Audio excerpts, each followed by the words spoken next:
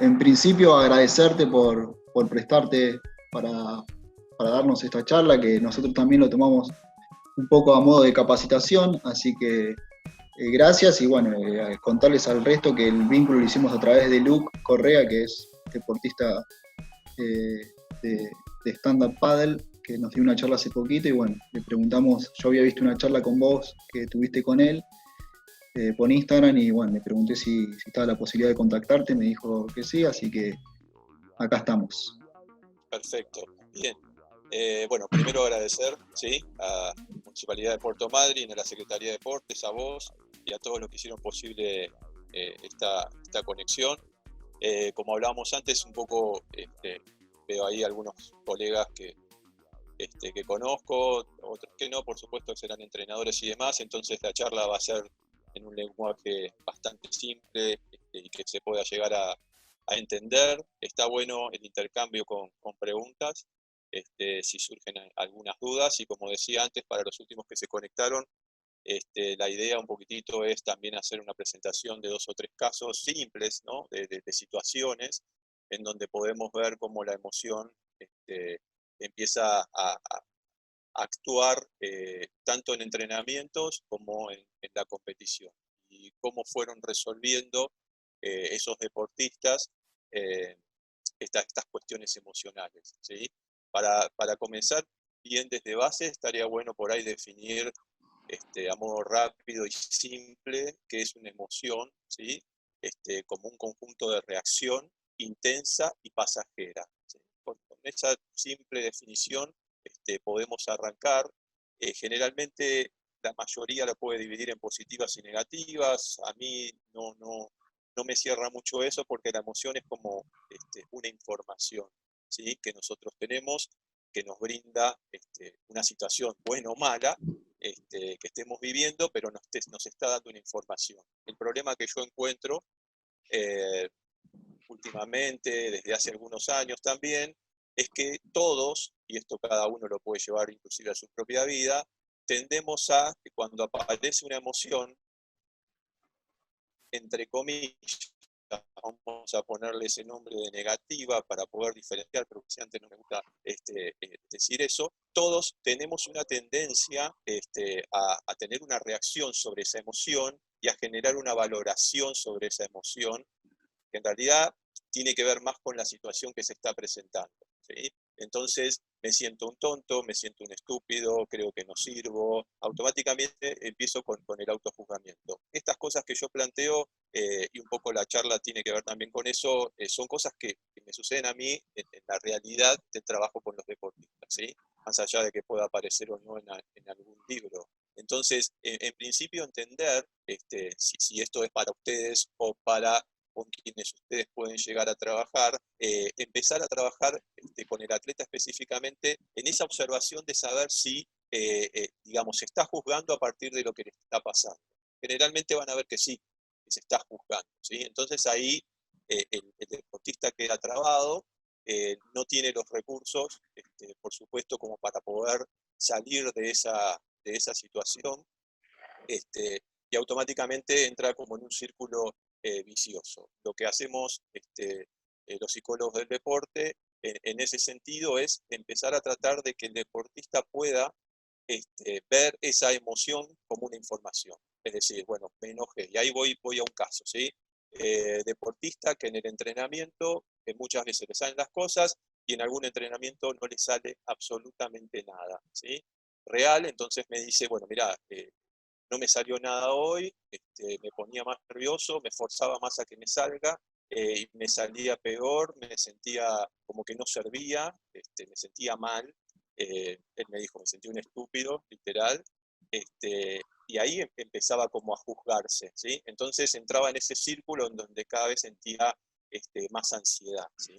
Específicamente es un deporte de combate, entonces generaba que no tuviera el tiempo como para, no tenía la herramienta tampoco en ese momento, como para poder manejar esa situación, y estaba ahí encerrado en esa ansiedad, lo que hacía que ese entrenamiento no es tan bueno. Lo que yo suelo recomendar, si trabajo directamente con el deportista en ese caso específico, es obviamente que es difícil calmarse, ¿no? Pero entender a partir de calmarse qué le está diciendo esa situación, ¿sí? Por qué no está pudiendo llevar a cabo el ejercicio, la ejecución que el entrenador le está marcando, en dónde está fallando, y a partir de ahí él empieza a tomar, ¿sí?, esa situación más desde una información y empieza a saber si está cometiendo algún error más táctico, si está desconcentrado, si está desconcentrado porque está pensando en cosas que venía trayendo y que lo tenía mal de alguna manera. Si no estoy trabajando con el deportista, ahí entra el asesoramiento con el entrenador, que el entrenador generalmente se enoja, ¿sí?, cuando ve que alguien no está entrenando o no le salen las cosas y le deberían estar saliendo. Entonces, en ese sentido, yo lo que trabajo con los entrenadores es, bueno, anda, fíjate qué información te da de por qué no le está saliendo, y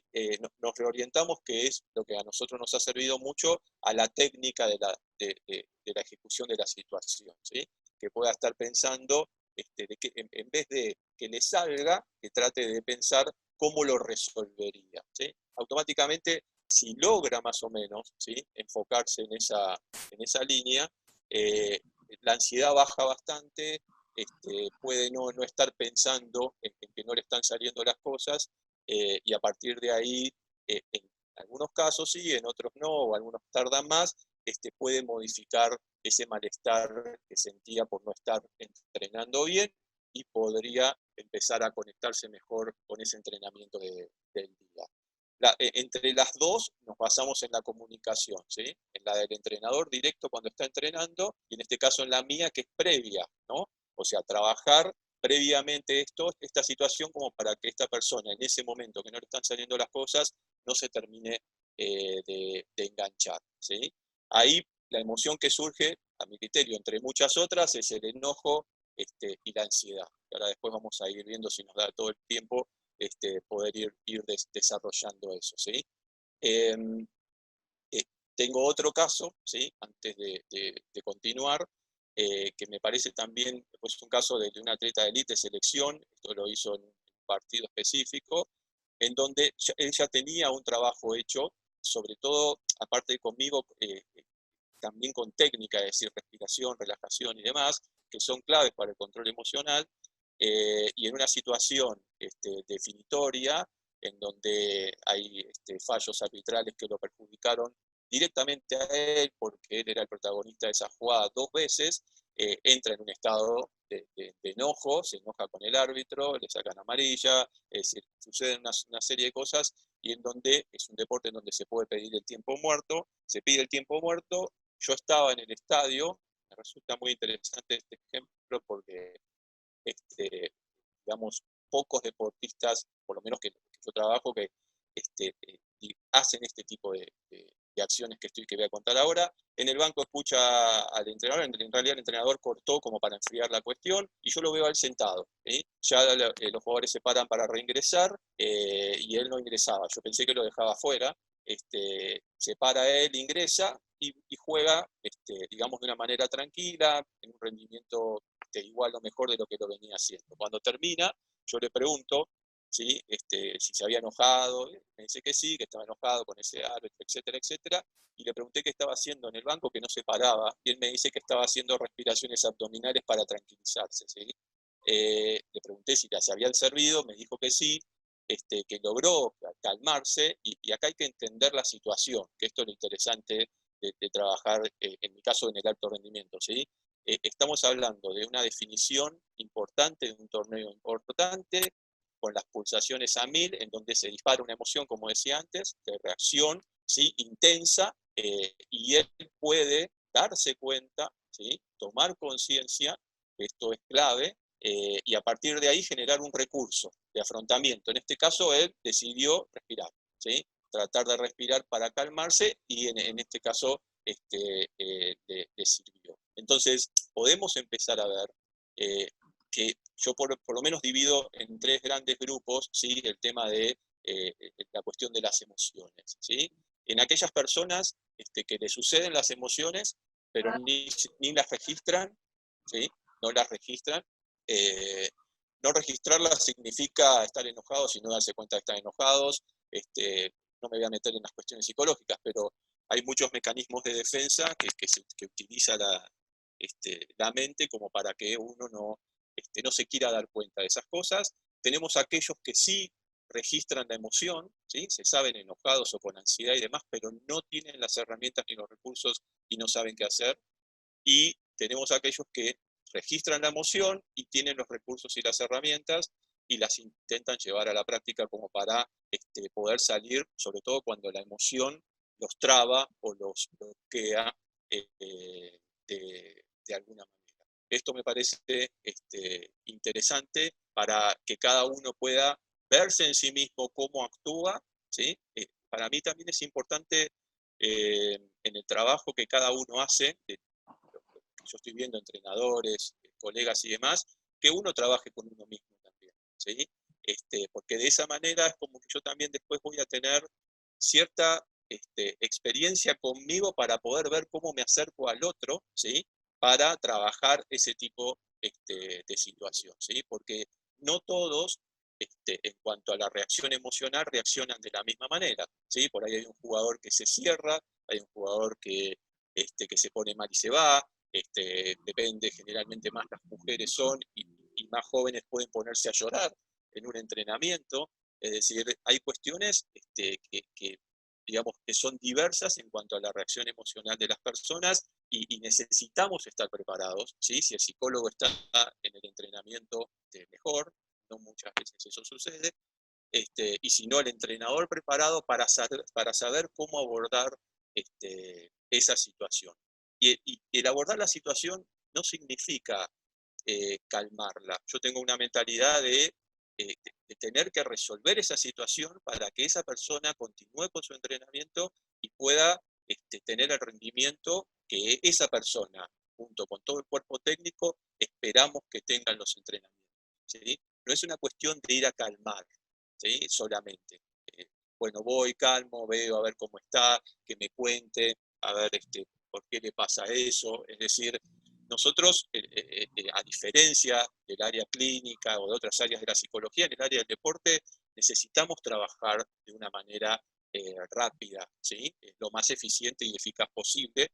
No es fácil, pero el deportista y sobre todo el de alto rendimiento no espera, ¿sí? No quiere que vos le des un sermón inmenso, quiere la bajada rápida de 2 o 3 tips como para poder manejar esa situación. A veces te responde, a veces no te responde. Sí tenemos que ver también eso, ¿no? Porque si yo le llego al deportista y sé que en ese momento no me va a escuchar, espero un poco, dejo que se descargue, ¿sí? Pero el objetivo final de la intervención, sea del psicólogo en el entrenamiento o del entrenador en el entrenamiento, por lo menos a mi criterio es resolver en lo que se pueda esa situación para que el entrenamiento continúe, que esa persona pueda destrabarse o desbloquearse y entrenar como corresponde. No es solamente calmar, ¿sí? Salvo, a mí me ha tocado un par de casos en donde el deportista viene con problemas personales, ¿sí? Internar a algún familiar, o sea, cosas inclusive que fueron graves que han sucedido y que por no las cuenta y en el entrenamiento pueden surgir, ¿sí? Pasando ahora despacito para el lado de la competencia, ese mismo deportista que contaba al principio, ¿no? El de que respiraba, que no le salían las cosas en el entrenamiento, fue una competencia importante y comenzó la competencia y comenzó ganando, ¿sí? Lo que hizo en mitad de competencia es tratar de regular, ¿sí? El resultado de alguna manera. Terminó perdiendo, ¿sí? No sabía por qué terminaba perdiendo, ¿sí? Como es un deporte de combate, termina, digamos, me dice, bueno, termino retrocediendo en el minuto final y me enganchó y me ganó.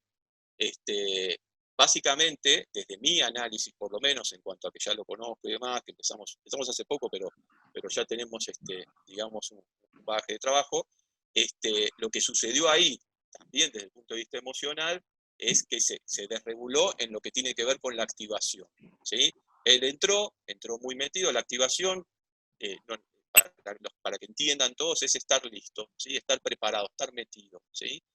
Tiene una relación directa con el rendimiento de la activación. Cuando hay un poquitito de ansiedad y estrés, es como que esa activación puede bajar y uno no estar totalmente metido, ¿sí? Hay estudios, inclusive de relación sistemática, que dicen, esto es lo raro, que por ahí la ansiedad no se encuentra la ansiedad como un factor determinante, ¿sí? En bajar o subir la activación. A mi criterio, desde mi experiencia, más allá de ese estudio respetable, creo que sí, que hay una cuestión de que cuando uno está queriendo regular una situación, o estresado o nervioso, sale de esa situación de activación que es estar metido y estar listo. Y en este caso, esta persona, por estar enfocada en regular, en este caso el combate, automáticamente se desactivó, ¿sí? Es como que la energía de alguna manera le bajó. Y el rival estaba perdiendo y no tenía más tiempo,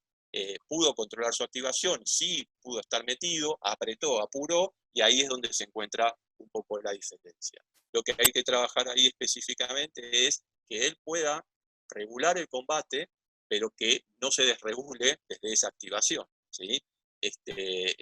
Lo que hacemos en ese caso es justamente que él reconozca cuál es su nivel de activación, porque todos tenemos un nivel diferente de activación, hablando específicamente de los deportistas, todos tienen niveles diferentes de activación y tienen que saber cómo reconocerlos.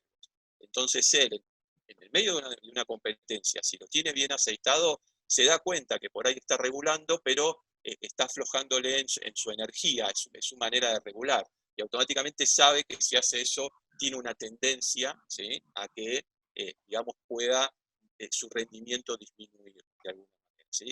Entonces, quizás pueda, en el caso que era un deporte de combate, mantenerse activo, sin atacar, pero activo, y es una manera también de regular, de no desregularse en su activación y de lograr mantenerse en un estado de rendimiento óptimo hasta el final. Nadie le asegura que pueda llegar a ganar o no, pero sí las posibilidades se amplían más en ese sentido, ¿sí? Tengo una anécdota que sí la puedo contar porque se hizo pública y bueno, y Paula no tiene problema en hacerlo, que es la única que voy a nombrar, a Paula Pareto. Yo tengo la suerte de trabajar hace muchos años con ella. En la semifinal, no sé si todos lo leyeron o algunos lo saben, en la semifinal de Río, donde ella sale campeona olímpica, ella con la japonesa, todos los japoneses son muy buenos en lo que es el judo, y la japonesa le entra en el piso una estrangulación con el propio judogi, ¿sí? Empieza como a ahorcar y ella se empieza a quedar sin aire, ¿sí?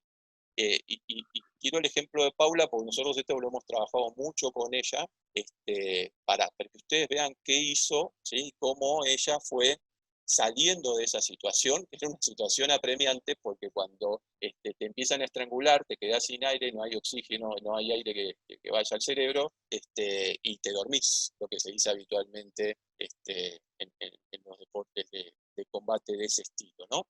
Que son cuerpo a cuerpo. Entonces, Paula, en esa situación, ¿sí?, de competencia, esto es interesante también para que algunos dicen, bueno, no, uno no, en realidad uno piensa tácticamente en la competencia, ¿sí? La idea es, y lo hace de una manera automática, la manera en la cual ejecuta, ¿sí?, y rinde en la competencia. Pero existen momentos en donde si el deportista está bien preparado, realmente tiene pensamientos cortitos y chiquititos. En este caso, Paula, en ese momento pensó e hizo dos cosas. Una es que si ante ese estrangulamiento ella se ponía más rígida, porque el estrangulamiento ya había entrado, ¿sí? Generalmente uno baja la pera y ahí es como que si no entra no pasa nada, pero ya había entrado y ella sentía que se estaba como durmiendo. Si ella se ponía rígida, más rápido se iba a dormir. Entonces, y el árbitro iba a ver que la acción prosperaba. Entonces, lo que optó es relajarse, algo muy difícil, para que el árbitro diga mate es que se corta en ese momento el combate y se reinicia, y se puso a tratar como de respirar. Esto lo cuenta ella, ¿sí? Lo que produjo que el árbitro, bueno, dijera mate y zafara de la situación. Cuando ella se pone de pie, se incorpora, lo cuenta también que queda un poquito mareada hasta que se recupere y puede seguir el combate. Bueno, lo gana y pasa a la final. Ahí Paula, cuando estaba estrangulado, cuando está en una situación, surge la emoción, en este caso, como hablamos antes, entre comillas, negativa, de, uy, dejé que hiciera esta acción conmigo, fui un estúpido, ya perdí. Cualquier cosa puede surgir, lo digo esto porque me ha pasado también con deportistas. En el caso de ella lo que optó es por afrontar de una manera estratégica y positiva la situación, ¿sí? Por ejemplo, muchos ejemplos de judo, porque yo trabajo con toda la selección de judo, otro judoka que va a competir, le toca un top 5, cuando sale a competir lo siente fuerte y automáticamente piensa, chao, perdí. Y a los 20 segundos, 30 segundos del combate, lo perdí. ¿Sí? Entonces, para que ustedes vean cómo la emoción afecta directamente, en este caso a través del pensamiento, perdí la emoción de la ansiedad porque no sabe qué hacer, porque la sintió fuerte, no tenía los recursos o las herramientas tácticas, técnicas y psicológicas para afrontar esa situación, y la probabilidad fue esa, ¿sí? Se agranda la probabilidad de que pueda llegar a perder. En el caso de Paula, ¿sí? Ella automáticamente no hizo ningún juicio de valor sobre la situación, ¿sí? Simplemente se dedicó en esos segundos, ¿sí? Bueno, habrán sido 5 o 10 segundos, a tratar de ver de qué manera ella podía resolver esa situación, ¿sí? Esto no es fácil, pero sí se puede trabajar, ¿sí? Creo que el afrontamiento, hay un par de autores que lo trabajan bien, el afrontamiento, que específicamente el estratégico, que sería las técnicas que podemos llegar a utilizar para tratar de resolver o salir de esa situación que nos está premiando, es clave, ¿sí? Y Paula tiene la manera de resolver rápido en ese sentido, ¿sí? No sé si hay alguna pregunta, porque veo que hay 3 chats ahí, si quieren hacer. Gustavo, buen día. Te quería hacer una consulta. Cuando vos mencionás que hay 3 tipos de personas, que las primeras les suceden la emoción y no la registran, las segundas les suceden y las registran, pero no saben cómo actuar, bueno, y las terceras son las que ya tienen las herramientas. ¿Cómo trabajás en el primer caso, cuando la emoción les sucede pero no las registran? ¿Cómo incorporás vos que registren en ese momento? Bien, depende, gracias Matías, depende de la persona específicamente, ¿sí? Todos los abordajes, ¿sí?, que debemos realizar, esta es mi apreciación, los psicólogos del deporte tienen que estar personalizados, o sea, con todos no podemos trabajar lo mismo, de la misma manera y en el mismo tiempo. Entonces, la respuesta, Matías, va a ser un poquitito más general, porque ahí va a depender de la persona, si es hombre o mujer, de la edad, del deporte, de si es un deporte de equipo, un deporte individual y demás, ¿sí?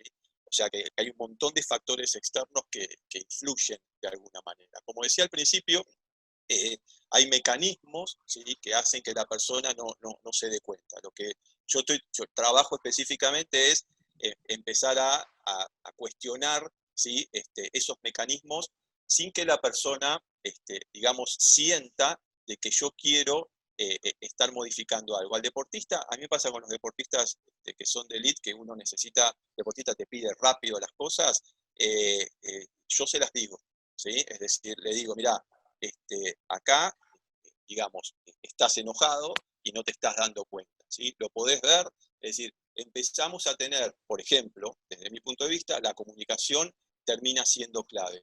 Pero es una comunicación, como la palabra lo indica, ¿sí? No es una bajada de línea. Esto también es interesante para los entrenadores, ¿sí? No puedo bajar la línea y decir, pero no te estás dando cuenta, ¿sí?, de que estás de esta manera, de que estás sin ganas, pero no. Lo que se produce en ese momento es que se retrae. Entonces, una conversación que puede ser durante el entrenamiento lo más, como decía al principio, lo más rápido posible. Este tipo de personas, por ejemplo, quizás no puedan retomar el entrenamiento en cuanto a mejorar, ¿sí?, lo que queda del entrenamiento, ¿sí? Pero sí, si no pueden, pero sí que entiendan que puede haber una comunicación y en principio como que algo está pasando, ¿sí? Acabo de recibir un mail 5 minutos antes de empezar, de una deportista de selección que quiere empezar a trabajar, y me decía, ¿sí?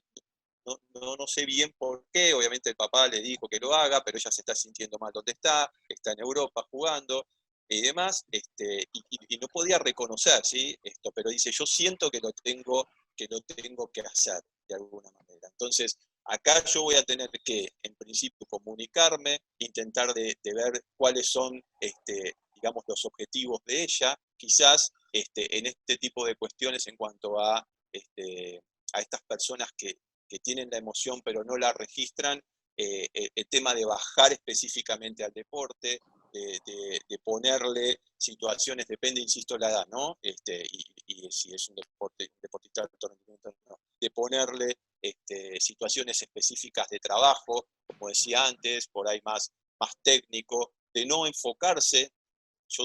Empiezo a pensar en muchas, digamos, personalidades, ¿no?, de personas en esa situación. Entonces, por ahí no me enfoco directamente en la emoción que no registra, sino que la voy llevando para que corrija ciertas cosas que está haciendo mal. Le pregunto, ¿sí?, qué piensa, qué haría. Es decir, digamos, el abanico es amplio. Lo que yo planteo es que la comunicación es, en ese caso, la herramienta, y en mi caso específico, en lo que es trabajo individual, es empezar de a poquito como a ir, digamos, trabajando esos mecanismos, nosotros los llamamos mecanismos de defensa, para que de a poco se vaya tomando conciencia de la emoción. No toman conciencia porque obviamente les da, por lo menos me ha pasado con muchos, les da temor saberse, no sé, que hay algo que les está pasando adentro y que no saben cómo reaccionar, ¿sí? No sé si pude contestar, las respuestas siempre son generales porque los casos para mí tienen que ser particulares, ¿sí? Espero haberte respondido, Matías. ¿Alguna pregunta más? Hay una pregunta acá de Lucas, ahí le doy audio. Hola, Lucas. Buen día, ¿cómo andan? Hola, Lucas. ¿Todo bien? No, la pregunta mía es, ¿cómo manejás lo opuesto al sentirte débil? Digamos, si vos tenés una forma de decir, te sentís más fuerte que el oponente y te confiás y te juega una mala pasada, ¿cómo manejás esa cuestión? Perfecto. O sea, vos te vas a ese ejemplo que yo di de la activación, ¿sí? No te escuché bien. Si estás pasado de vuelta, decís vos. No, pasado de vuelta. Así como vos pusiste el ejemplo de que por ahí cuando un participante tuyo se acercó al oponente y se sintió que era débil al oponente, como que sabía que iba a perder en 2 segundos, si es lo opuesto, digamos, si vos sentís que te sentís superior al otro... Ahí está. Ahí va. Sí, a ver.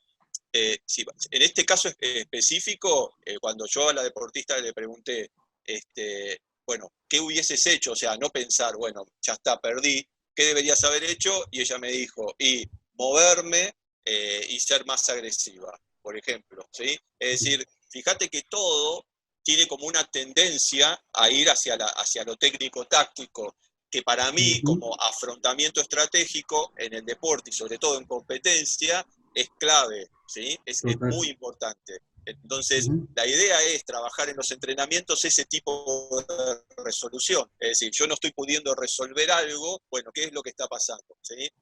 No sé, estoy tirando al aro en básquet en el entrenamiento y no meto una, ¿sí?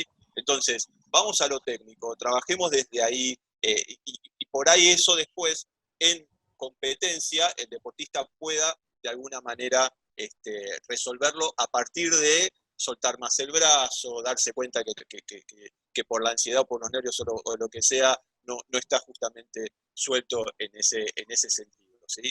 ¿Era esa la pregunta? Porque la verdad que no te escuché bien, Lucas, no se escucha bien. No, en realidad por ahí, o yo no me sé explicar bien, el tema es, como te decía al principio, lo opuesto al sentirte, decía, así como vos te podés sentir débil, te podés sentir muy confiado, que ganás la Ah, lucha, o como quieras llamarlo, y por sí. ahí te juega una mala pasada esa confianza que te... Bien, sí, Digo, el exceso de confianza siempre juega una mala pasada. ujú, Ahí, digamos, en primer término tenemos que identificar antes que ese deportista está como excedido en su confianza, ¿sí? sí, Nos damos cuenta o porque lo vemos competir o por cómo lo vemos entrenar o por lo que nos dicen, ¿sí? Puede haber un ujú, exceso de confianza o una falsa confianza también, ¿sí? Pensar, yo he tenido un deportista que me dice, no, no, esto vas a competir, sí, sí, pero bien, bien, estoy bien, estoy bien. No, no, no va a ser fácil, pero me siento confiado, bien, bien. Y vos te das cuenta que lo está tratando como de alguna manera de digo, pasar. ahí. Exactamente. Ahí nos podemos anclar un poquitito en un tema que es más profundo. Ahora cuando se corte, si quieren, se los explico un poquitito más, que tiene más que ver con el autoconocimiento. Porque todos me preguntan, bueno, ¿qué hago en ese momento? ¿Sí? Nosotros tenemos que llevar al deportista a que pueda saber qué está pensando, saber qué está sintiendo y saber qué está haciendo, ¿sí? Entonces, si el deportista sabe que muchas veces entra a competir y es como que siente que lo va a ganar, ¿sí? Que lo puede llegar a ganar, y no, si se da cuenta antes, automáticamente se pueden generar recursos, ¿sí? Como para no bajar la confianza, sino que no tenga ese exceso, ¿sí? Que vos decís que puede llegar a sentir el deportista ahí. También para mí el exceso de confianza es como un mecanismo, ¿sí? Que hace que el deportista trate de sentir que puede lidiar con eso. O sea que en el fondo siente que no, que hay nervios, que hay. Entonces, no hay, ahí la preparación previa también yo la dirijo a lo técnico-táctico, o sea, apunto a la concentración también a cuestiones más específicas. Eso nos permite como regular ese estado, ¿sí? Que en realidad va cambiando de a poco, no es de una competencia a la otra que lo puede modificar, ¿sí? ¿Se entendió? Yo te quería preguntar, Gustavo, nosotros, por ahí la charla está enfocada a lo que es deportistas de elite, o estás contando experiencias con deportistas de elite, y, y un público que por ahí tiene acceso a un psicólogo deportivo, ¿no? Y en nuestro caso, por ahí, ver de qué manera esto lo llevamos o sea, todo esto que estás contando pasa en todas las realidades, ¿no? En los grupos que entrenamos nosotros que no son profesionales, que son por ahí chicos o chicas de edad, de poca edad, pero pasa, todo esto pasa en todos los ámbitos. Entonces, nosotros como entrenadores, como educadores, como profesores, ¿cómo podemos abordar y con qué herramientas podemos intervenir, ¿no? Cuando vemos estas cuestiones, ¿no? Sí. Yo también trabajo con chicos. Ujú. eh, Generalmente la mayoría tienen cierta proyección. Y el trabajo, estábamos con el tema de los entrenadores y los chicos, ¿sí? Para mí es clave el trabajo en lo que es la formación y sobre todo los objetivos de tarea, ¿sí? Todas las experiencias que yo he tenido, este, es como que los entrenadores a veces se olvidan, y obviamente por cuestiones personales, hasta de trabajo y demás, necesitan ese resultado, ¿sí? Entonces, Exactamente. creo que si uno logra tener paciencia, yo voy a hablar ahí más o menos como me manejo yo, fuera de lo técnico y demás, ¿no? Tener paciencia, trabajar sintiendo que uno puede generar un proceso de trabajo con ese chico.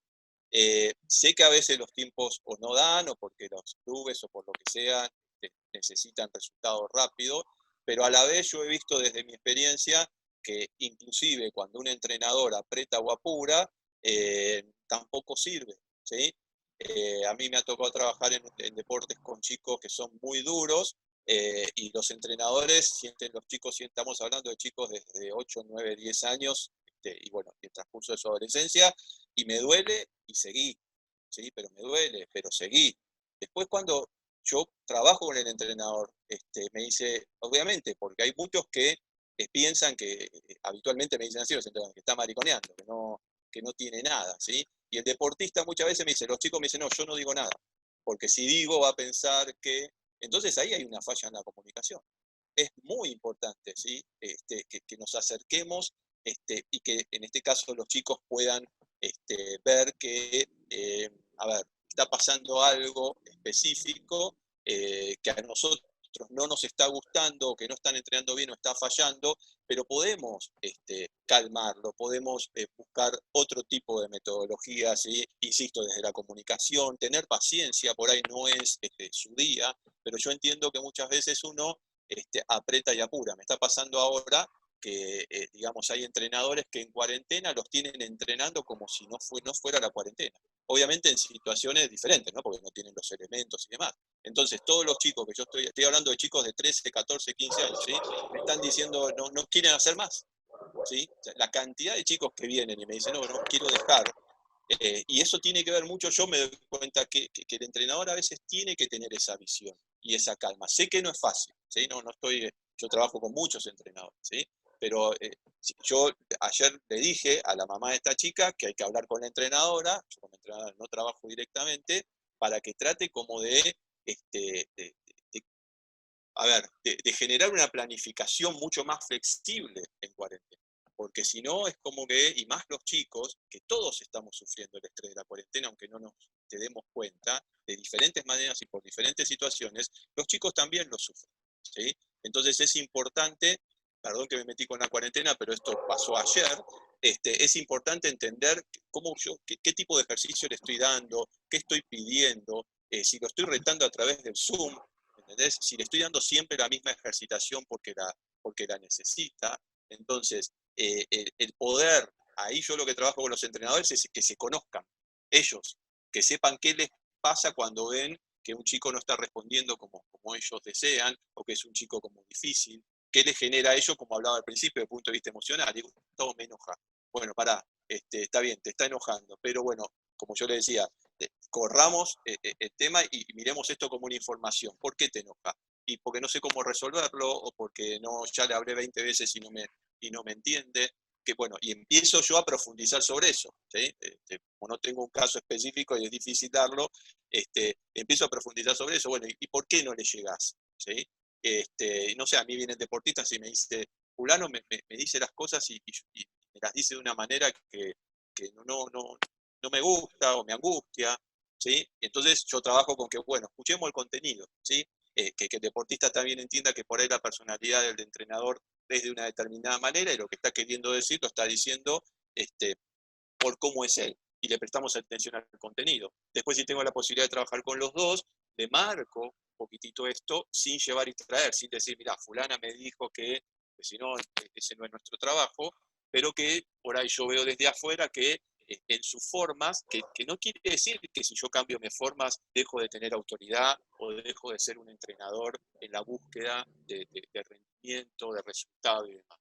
Es saber utilizar la inteligencia. A mí me ha tocado, yo trabajo en formación y tengo resultados en rendimiento. Entonces, porque vamos a esto, es decir, vamos a la tarea, objetivos de tarea, vamos a trabajar sobre esto, no salió ahora, tranquilo, va a salir mañana. Cosas que ustedes por ahí hacen, pero que después los apremios de resultado, de tener que ir generando, si no sé, depende del deporte, si es un deporte de equipo, si es un deporte individual, de tener que ir generando diferentes, digamos, situaciones de rendimiento con esos deportistas, empiezan a generar un estado o de nerviosismo, de ansiedad o de enojo en el entrenador que no permite, digamos, trabajar bien y específicamente con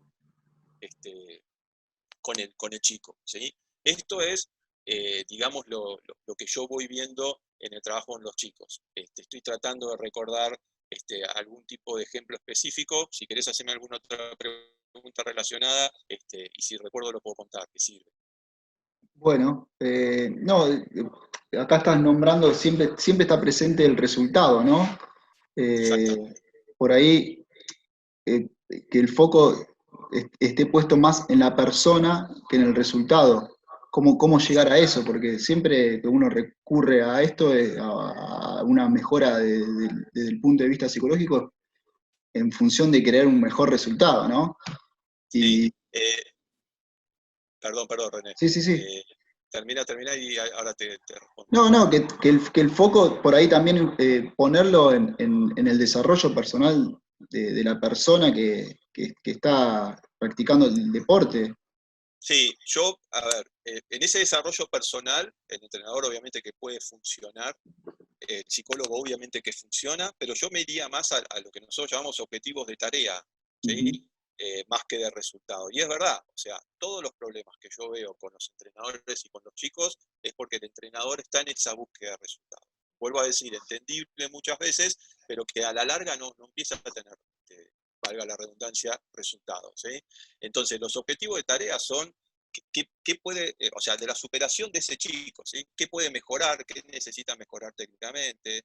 No sé, hay 1000 técnicas con chicos, hay una técnica que es muy conocida, que por ahí la conocen todos, que es la técnica sándwich. Es decir, yo veo un chico que está haciendo algo mal en el entrenamiento y no le pego un grito desde el otro lado, porque encima es eso, hay algunos que pegan un grito, entonces me acerco, le marco algo positivo que realmente estaba haciendo, porque no hace todo mal, ¿sí? Le puedo decir, mirá, la verdad que este movimiento que hiciste con la cintura fue muy, muy bueno. Ahora, fíjate, y ahí me meto en remarcarle el error, pero sin que lo vea como un error, sino, como hablamos al principio, información. Por eso, información, comunicación, paciencia, que inclusive yo esto lo trabajo en alto rendimiento, pero sí, a la larga, nos empieza a generar, primero, un cambio de relación con el chico, ¿sí? Específicamente. Y después, estar enfocados en eso. Bueno, si la superación o el objetivo de tarea es más un trabajo más técnico, más táctico, más físico, puede ser, o más psicológico, y tiene la posibilidad de trabajar con un psicólogo, y si no, el entrenador puede, digamos, asesorarse en un par de sesiones con un profesional para ver cómo maneja un caso específicamente, es decir, recursos de afrontamiento, estrategias de esas que hablaba antes, específicamente con rendimiento, pero ahora las hablamos en cuestión de manejo de vínculos, en este caso entrenadores y deportistas niños, ¿sí?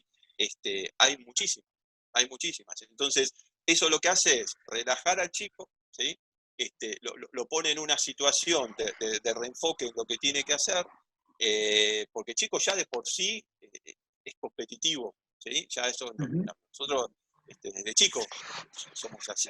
Entonces, si le presionamos más con el tema resultado, tema competencia y demás, de alguna manera podría llegar a colapsar por diferentes motivos, ¿sí? O porque no tenga la capacidad, porque pasa eso muchas veces, o porque vea que los demás crecen más rápido en cuanto a técnica, a talento, a lo que sea, y la persona, el chiquito se queda ahí estancado, o porque los padres generan una suerte de presión importante con el chico, con el entrenador y demás. Entonces es un combo que empieza a hacerse explosivo de alguna manera. Y creo que calmarnos, yo con padres muy difíciles, que presionaban un montón, siempre los supe llevar, porque la idea no es atacarlos a nadie, ¿sí? Cada uno es como es. Y nosotros lo que tenemos que tratar de ir entendiendo es esa psicología del otro, ¿sí? Y entender, porque yo he tenido padres que me han dicho, yo quiero que mi hijo sea feliz. Y yo, cuando los tengo esa primera, segunda entrevista con ellos, me doy dando cuenta que dice, quiero que sea feliz. No es así. Quiere que el hijo, ¿entendés?, sea, digamos, profesional en lo que hace, ¿sí? Entonces, ¿qué hago con eso? Yo no voy y le digo, mira, la verdad que vos no querés que sea feliz, que vos lo voy llevando, bueno, ¿y qué haces? Y voy tratando de, no, yo me quedo ahí, al lado, necesita que me vea, ¿sí? Entonces le digo, bueno, sentate, preguntale, voy buscando la manera de ir rompiendo, ¿sí? De una manera, digamos, como corresponde, esa situación que yo voy viendo que por ahí le afecta al chico o lo traba, trabajo también con el entrenador si tengo la suerte y demás, para modificar esas piezas, sin pensar que o el entrenador es el culpable, o el padre es el culpable, o el chico no sirve, buscar la manera. Después, cuando vos vas buscando la misma situación de proceso, yo me meto mucho en esa situación de proceso, nos va a ir decantando y nos va a dar una información y decir, hasta acá llegamos, este deportista hasta acá llegó. Los padres, muchos lo terminan admitiendo, ¿sí? Cuando pasa que hasta ahí llegó, y si no, empieza a continuar y a funcionar el engranaje de otra manera. No sé si se entendió. Sí, clarísimo. Bien, ¿alguna pregunta más? ¿Alguna pregunta si alguno quiere hacer? Ahí está Walter. Walter. O por lo menos prendió. No sé si es él.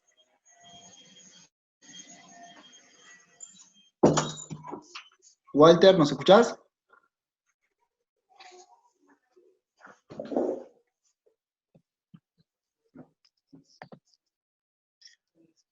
Buenas. Hola, se escucha ahí, Walter. Dale. Mirá, yo quería consultar en realidad por si habían algún tipo de herramientas, tipo cuestionarios o algo así, para detectar problemas de conducta en los jugadores, y si habían algunos específicos para deportes. Bien. Bueno, ¿sos entrenador, Walter? No, Bien. soy jugador de tenis. Jugador de tenis. Pero bueno, estoy en el club de tenis en el Puerto Madryn Tenis Club. Sí. Y bueno, es un tema importante, me parece, Sí, para los profes más que nada. Exactamente.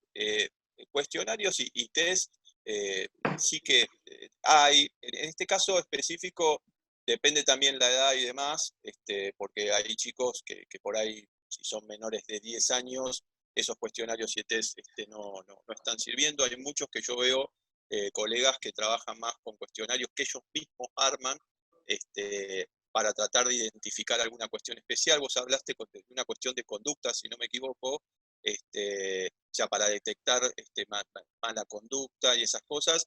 Creo que en algún punto, digamos, eso se detecta solo, ¿sí? Si el chiquito del adolescente no está teniendo la conducta adecuada, y lo que hay que hacer ahí es trabajar más sobre esa situación, ¿sí? La identificación. Yo los cuestionarios o los test y demás los suelo utilizar de una manera muy equilibrada, o sea, no demasiado, y específicamente enfocado en la evaluación inicial psicodeportológica, ¿sí? En el caso de los chicos, es más la entrevista, es la observación en entrenamiento, es la observación y la entrevista con los padres y la charla con los entrenadores. Eso me parece que nos ayuda a todos a poder comprender mejor la situación que un cuestionario y un test específico. O yo te recomiendo eso, ¿no? Gracias. No, nada, doctor. Buenísimo. ¿Alguno más que quiera preguntar algo?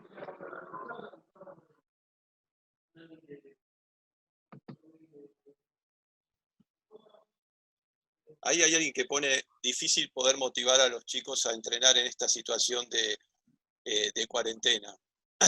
Por ahí, si me permiten, puedo meterme por ahí también.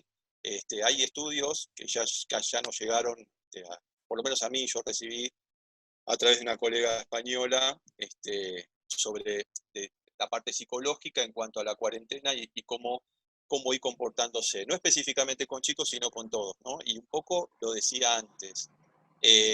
Nosotros esto es algo más, un análisis psicosocial. Nosotros venimos de un mundo en donde la idea es ir muy rápido, ser felices, ser exitosos, tener siempre actitud, no te decaigas. Es como que tenemos que estar siempre bien y todo muy, muy rápido y haciendo muchas cosas. La cuarentena nos puso acá como si fuera una pared, chocamos con eso, y de alguna manera nos está haciendo replantear un montón de estas cosas.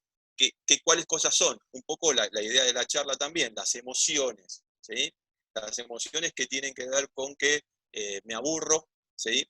Estoy ansioso, estoy fastidioso, de mal humor, es decir, un montón de situaciones que empiezan a ocurrir. Lo que este estudio un poco reveló es dejar fluir a esas emociones, ¿sí? No de alguna manera reprimirlas, ¿sí? Entonces, a mí me ha tocado con gente amateur y con gente de alto rendimiento tener sesiones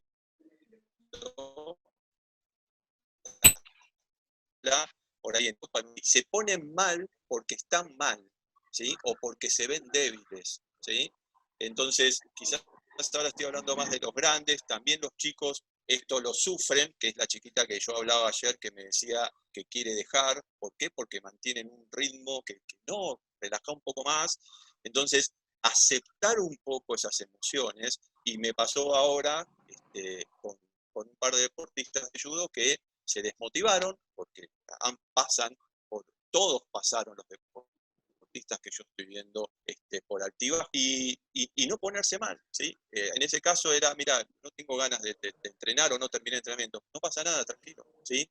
Mañana lo vas a hacer, mañana, y después es como que solitos van volviendo a buscar esa motivación. No pasa nada, tranquilo, no es dejarlo ahí solo, ¿sí? Uno conversa, uno charla, pero no decir, mira, no, ponete una rutina. Sí, hay que ponerse una rutina, pero es una rutina flexible, ¿sí? Hay gente que me dice, mira, yo me puse a hacer calentamiento, ya estoy cansado de hacer de esta manera. Entonces me pongo a hacer una clase de zumba.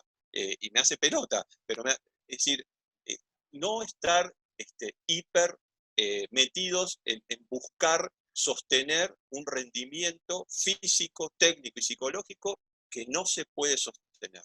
¿Sí? Sí trabajar con la intención en la cuarentena, ¿sí? Porque obviamente todos los profes saben que, digamos, no es lo mismo estar haciendo físico en la casa que en un gimnasio con pesas y demás. Entonces, trabajemos la intención, trabajemos la creatividad, ¿sí? Ver qué se puede hacer. El otro día yo generé para un equipo técnica de respiración, y una persona me dice, mira, no puedo, me acuesto a respirar y no puedo, pero, y ahí tenemos el afrontamiento positivo, no se quedó diciendo, uy, ¿por qué no puedo? O juzgándose por qué no podía respirar. El motivo fue, después del entrenamiento se ponía a estirar, se ponía música tranquila, y en el estiramiento con la respiración lograba relajarse. Entonces, hay un montón de estrategias que uno puede ir pensando e ideando, y no, digamos, ponerse en una situación, esto lo hablo para todos, sobre todo para los entrenadores, de que, bueno, a ver, mi atleta va a perder físico, va a perder cuando vuelva, porque eso no lo vamos a poder manejar, ¿sí? Porque justamente hay una incertidumbre inclusive de cuándo volvemos, ¿sí? Miren, las emociones afectan las expectativas de autoeficacia. ¿Qué significa esto? Expectativa es lo que espero, autoeficacia es la capacidad que tengo. Entonces, si yo siento que eso que estoy esperando de mi capacidad no lo voy a poder llevar a cabo. En todos los deportistas, ¿sí? A mí me decían, la liga no se cortó, si yo ahora vuelvo, después de un mes de entrenar en mi casa, tengo miedo de lesionarme, me decía una deportista de selección, ¿se entiende? Los Juegos Olímpicos, cuando no se suspendían, estaban todos con esto, ¿sí? O sea, con una emoción de incertidumbre que les generaba eso. Si yo llego a competir en un Juego Olímpico, mis expectativas, lo que espero de mis capacidades, no es bueno. Entonces ya eso me ponía peor, me ponía más ansioso. Entonces, hay que relajarse un poquitito más, hay que sí trabajar, hay que sí mandar ejercitación, hay que ser creativos, sobre todo con los chicos, ¿sí? Hay que tener esa paciencia, hay que buscar otras maneras. Creo que este es un momento para todos, y fuera de lo deportivo, para justamente eso, ¿sí? Voy a cumplir 51 años, y si esto me hubiese pasado cuando yo tenía 15, yo tenía un teléfono enganchado a la pared, 4 canales de televisión y nada más. No había celular, no había nada. Entonces, ¿qué pasaba ahí?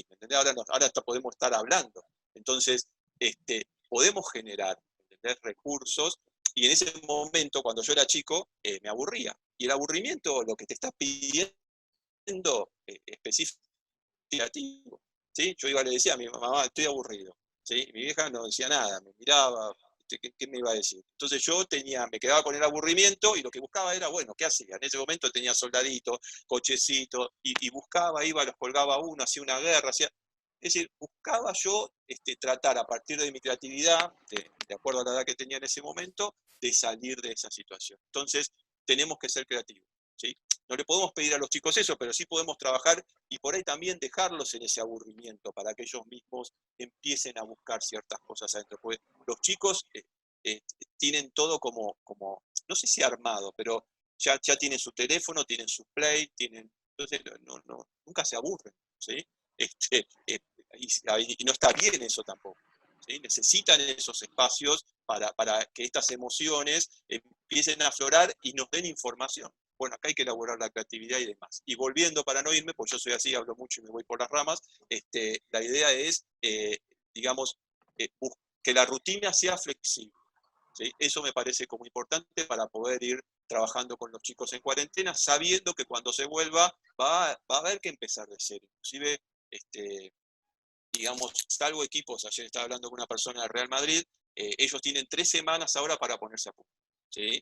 Para mí es muy poco, para aquellos que estuvieron trabajando bien, sí, pero hay muchos que no están trabajando bien.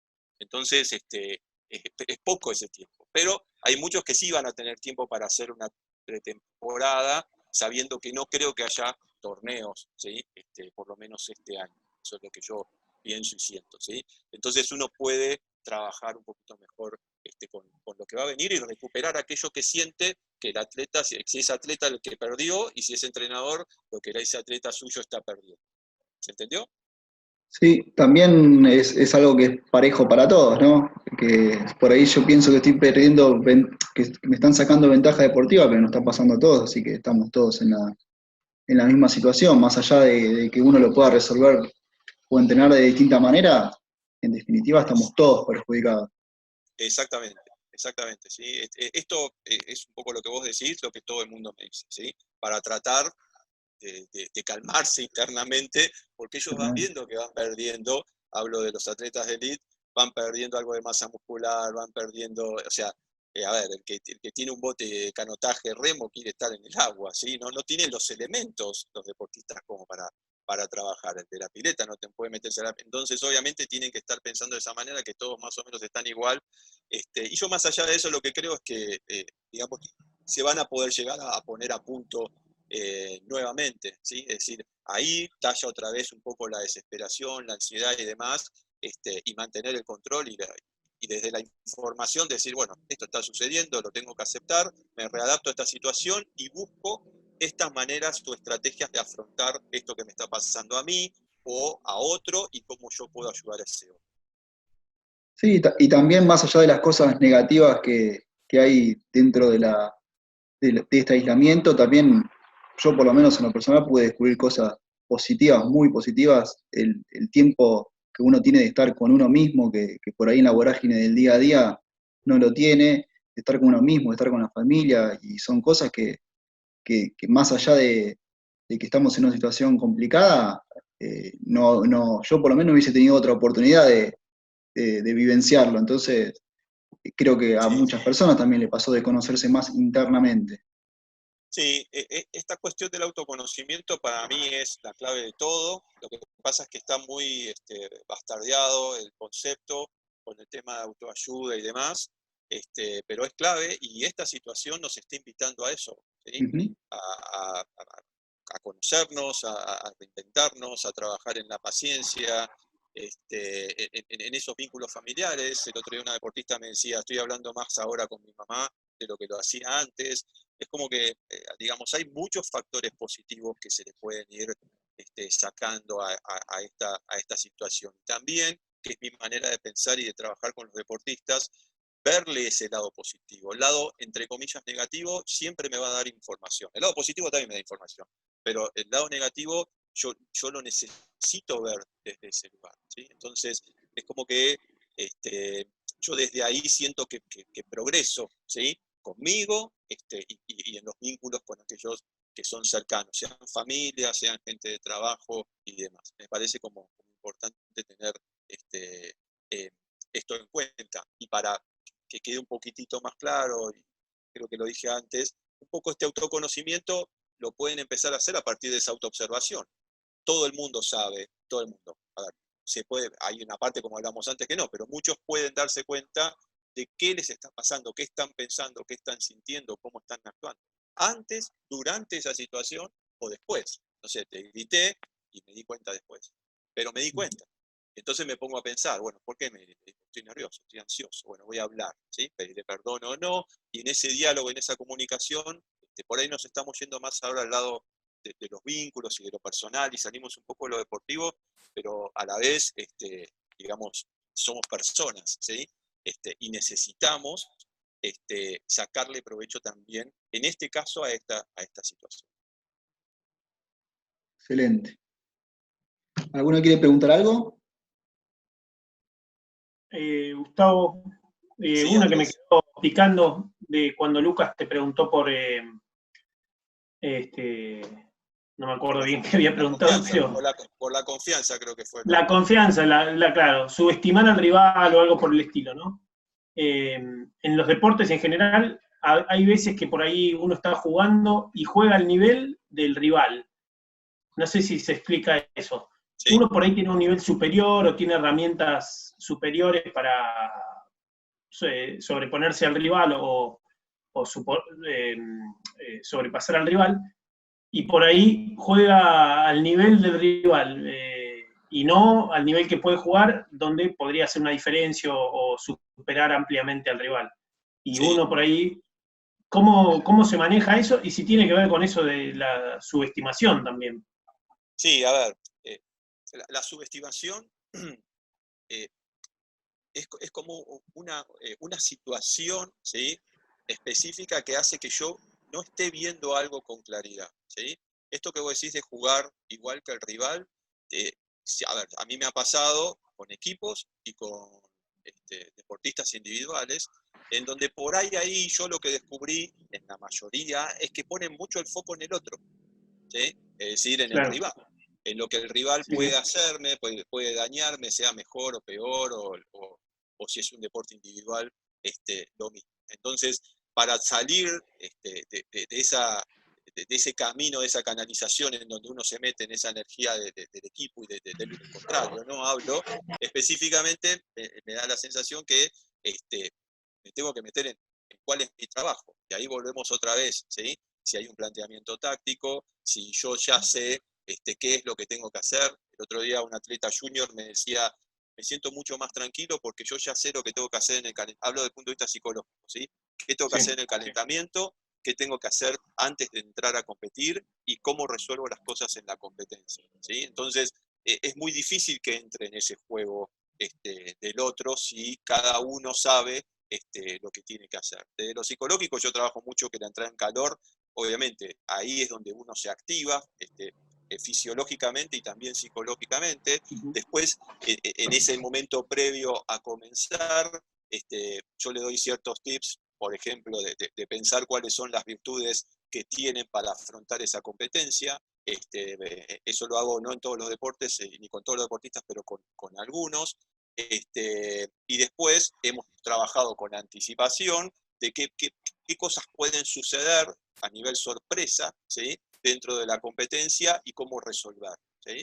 Entonces es como que el deportista está más ensimismado en lo que tiene que hacer, entiende con quién va a jugar, cuál es el planteamiento táctico del otro, si es un equipo si es un deporte individual o un atleta que es mejor, peor o lo que sea, pero no voy a entrar en ese camino o tengo menos chances de hacerlo si yo estoy más enfocado en lo que tengo que hacer, ¿sí? Entonces, ahí yo salgo de una estimación, subestimación, sobreestimación o lo que sea, porque yo estoy sabiendo cuál es el trabajo mío, ¿sí? Perfecto, muchas gracias. No, a vos antes. Bueno, ¿alguno más? ¿Viene si hay alguna pregunta? Hay una pregunta de Rocío, creo. Sí, acá dice, yo tengo acá, dice, ¿cómo recomendás actuar, la que conoces tú, con un jugador menor que en competencia y dentro de la cancha tiene mala conducta? Qué pregunta. Es para 2 charlas más, ¿sí? A ver, la recomendación, primero estamos hablando de un jugador menor, ¿sí?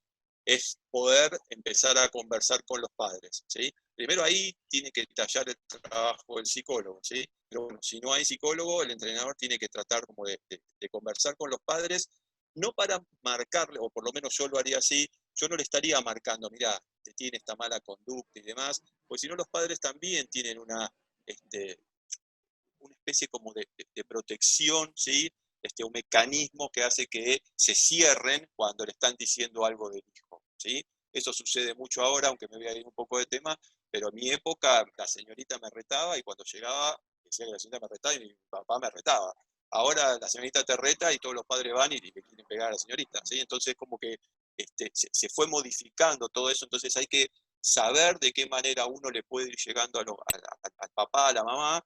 Generalmente puede ser que estén separados o no, que haya uno solo que participe y demás, y empezar a conversar sobre eso. Y con el chico específicamente, digamos, buscar un equilibrio, ¿sí? De intentar conversar también, de que sepa, ¿sí? De que uno lo valore y lo va a tener en cuenta, pero que de alguna manera no, digamos, potencie esa mala conducta a partir de, bueno, mira, juega bien, lo tengo que poner igual. A mí me ha pasado eso, ¿sí? Que el chico, digamos, no cumple, o porque no va a entrenar, o porque tiene mala conducta y demás, y el entrenador, porque es una pieza importante dentro del equipo, lo pone mal, igual, ¿sí? Acá estamos hablando de chicos, pero también pasa a nivel adulto, ¿sí? Y específicamente hay que ver el nivel de mala conducta que tiene, ¿sí? Porque si estamos hablando de algo de irrespetuosidad, a ver, obviamente necesita, ¿sí? La atención de un psicólogo, ¿no? Porque esté pasando algo grave, pero el psicólogo va a poder saber cómo canalizar y cómo manejar esa mala conducta, ¿sí? No sé si respondí, las preguntas no fue muy específica y yo no conozco, digamos, la situación específica, ¿sí? Buenísimo, Gus. Nada, quedan 3 minutos. De nuestro lado agradecerte, la verdad que nos sirve un montón todas las capacitaciones que vamos teniendo. Gracias por haberte prestado, porque sé que es difícil donar el tiempo de uno para estas cuestiones, pero bueno, gracias, y si vos querés decir algo como para Sí. cerrar, bienvenido. Bien, agradecerles a ustedes por la invitación.